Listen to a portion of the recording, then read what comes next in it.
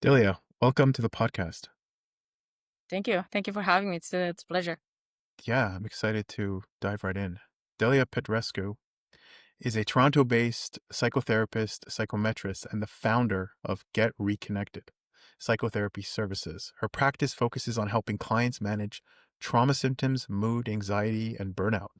She has created an 8-week Burnout Reset Program. She also offers services for the treatment of life transition, infertility, and relationships. Delia has over a decade of experience working as a psychometrist in various clinical settings, conducting neuropsychological and neurodegenerative assessments. First and foremost, Delia, how did you get started with all this? That's awesome. Yeah, well, so I have a bachelor in psychology, and basically, I was always interested in numbers. Statistics was, I guess, one of my fortes. So being a psychometrist was the way to go, and it was really interesting work because I was doing basically assessments with people that had traumatic brain injuries, either through car accidents or workplace injuries. Mm. And being in the assessment, it kind of got me interested in doing the treatment aspect of it as well. So I got into the trauma. Right. And Mhm. you also work with like helping entrepreneurs with burnouts. Is that right? Yes. So basically, how it started is that when I was working as a psychometrist, I was taking a lot of assessments here and there, and sometimes I would commute for 5 hours at a time, and that was my first experience with burnout, and it got me a little bit more interested about what happens in our brain when we're getting burned Mm. out and what exactly drives the burnout. And the more I learned it, the more I learned about it, the more I learned about how I can help it myself. I made me realize that I want to help others as well. So it kind of made me Interesting. shift that. So just a weird question here, but you're talking here people go into accidents and they get blunt force trauma, right? And you're Mhm. dealing with people who get burnouts. Is there like a correlation here? Is there an underlying, is it or just happened to be how it played out? No, it just happened to be how it played out. It's just that the way I was doing my work, it led me to burnout. So, Mm, but I think absolutely 99% of people that we know, everybody burns out at one point in in their life, right. right? So it got me 100%. just curious about like, what is the psychology behind it, and is the burnout affecting our brain in such a way that it kind of keeps that cycle going? Yeah. Well, first and foremost, can you define to me? Because I actually talk about burnout all the time Mhm. on the show, strangely. I've never spoken about burnout. I'm someone who almost has a weirdly bittersweet relationship with burnout, but everyone on this podcast who I interview just mentions that word. So I want to know what's your definition, first and foremost, of what burnout is? So burnout is basically, when I think about burnout, I always like to differentiate between exhaustion and burnout, right? Mm, Because a lot of the times, when we're just tired, we usually throw the word burnout as it goes, right? So burnout is just chronic stress, right? So when we're stressed on on a daily, like it's human, it's natural, it's something that everybody goes through it. When we don't close that loop, so it's basically when we go home and we're still mm. thinking about work, or you're still checking the email, you're still going on, like the Slack notifications, right? You're prolonging that stress response. So that's when it's chronic, when it happens over time. Yeah, but here's the And thing. I mean, that's yeah. that could almost be a byproduct of a person's lifestyle because when you have a Sure. 9 to 5, people have these clear cut times where they also have very discrete responsibilities. So if you work for a corporate job and you're in charge of accounting, like you don't care about sales, you don't worry about the company lost a sale or close a sale or whatnot. You're focused on just doing your job good. And so it's very like narrow and specific. But when you enter the realm of entrepreneurship, it's a little different because the accounting is your responsibility, sales is your responsibility, the design, marketing, it's all your responsibility. And also to compete in this landscape where you're just a new company dealing with other well-established companies, you kind of have to work all the time. So, you know, 9 to 5 is almost a non-existent pipe dream for an entrepreneur. So, I wonder again, like someone works till midnight. I work till midnight all the time. I work till 3, 4 in the morning all the time. How do I kind of dissociate now what would be just me doing what I Mhm. love doing? Or maybe I have a deeper addiction or maybe that stress is something that's deeper and that and can be considered burnout. For sure. And as you're talking about this, so there is a fine line between that, right? I usually tell my clients when I'm in sessions that burnout, just like with any difficult thing in our lives, is always trying to teach you something, right? So with burnout is always trying to teach you, to show you, like your body's trying to tell you something about it, right? So for a lot Mm, of people, burnout can come from people pleasing or perfectionism, right? mm, When you kind of sit on the same project and it takes you a little bit longer than usual, or you're just kind of ruminating after. But as you were talking about that passion for entrepreneurship, it reminds me of, there was a Harvard study that was done. I can't recall the year. I think it was like 2013, and they were talking about how there's a difference between passion, and especially when it comes to burnout. So it's the harmonious passion and then the obsessive passion, mm, and that's what differentiates whether someone is going to lead to burnout or not, right? So when you're right. harmoniously passionate, when you just care about the business, but when you're obsessively passionate, is that, like it doesn't matter. You're staying till 2 a.m. even if your like energy level is depleted Right. 100%. Oh, that's such a good conversation because it's like I guess one is good and one is detrimental. And the worst part is like when you're doing the one that's detrimental, but you enjoy it. You know what I'm saying? When you have a problem, but you still haven't even like recognized it, or you're okay with the problem. And you know, it's almost a natural progress of trying to do better because when you're an entrepreneur and you're like the idea, the primitive idea of more is better seems to resonate, right? So Hmm. if I work 12 hours a day, and I get X done. If I work, 15 hours a day, I'll get X plus some more done. All right. And it's always like more is better. But then I think the line is when your success in your business comes at the expense of success in other aspects of your life. When the success of your business comes at the success of the relationship of your spouse or your family or your friends or your Hmm. parents and the way to look at entrepreneurship is it's like there's no point of being super successful in business if your quality of life is diminished, or if you're overweight, or if you're not taking care of yourself, or if you're not happy, you don't have good self-esteem. So Hmm. I tend to see that line as like it's okay to be passionate about your business, it's okay to want to work all the time, but I think that line for me is when it comes at the expense at other aspects of your life. Hmm. And yeah, I mean, because like one of those things where like, yeah, maybe this stress is just a natural part of work. It's not necessarily considered burnout or unhealthy territory. And this leads on to just such an important question. I mean, you're having a long day, you're tired, but you have some more work left to do. And the question is, when is it a smart decision to say, hey, it's time to push through and brute force my way through these remaining tasks? Or I'm already exhausted. Perhaps I can kind of recoup, take the night off, and start fresh tomorrow, and possibly get this task done that I'm trying to do now in a quarter the amount of time with a refreshed mind. Hmm. Yeah, and the word that you use, refresh mind, that's like key right there.